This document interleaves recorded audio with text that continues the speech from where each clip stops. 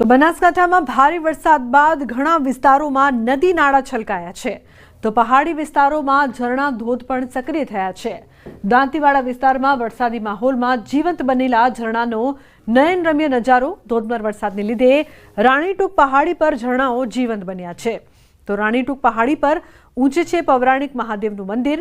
રાણીટૂક દાંતીવાડા વિસ્તારનું છે પર્યટક સ્થળ। તો જેસોર અભયારણ્યમાં એક સાથે 3 રીંછ લટાર મારતો વિડીયો પણ વાયરલ થયો છે।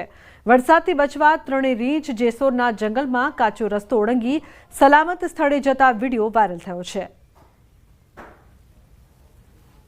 અન્ય સમાચાર રાજકોટથી વેણુબે ડેમ ઓવરફ્લો થયો છે। ઉપલેટાના ગડેધડ ગામ પાસે ડેમ ઓવરફ્લો થયો છે। ઉપરવાસના વરસાદથી 1428 ક્યુસેક પાણીની આવક નોંધાઈ છે। ઓવરફ્લો થતા 2 દરવાજા 1 ફૂટ ખોલાયા છે તો ડેમ આસપાસના ગામોને પણ એલર્ટ કરવામાં આવ્યા છે। નદીના પટમાં અવરજવર ન કરવાની સૂચના આપવામાં આવી છે। ઉપલેટા શહેર અને 12 ગામોને મળ્યું છે પીવાનું અને સિંચાઈનું પાણી।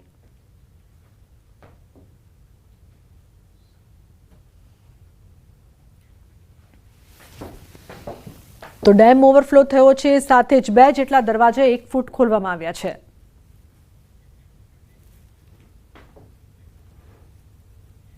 સમાચારનો પ્રવાહ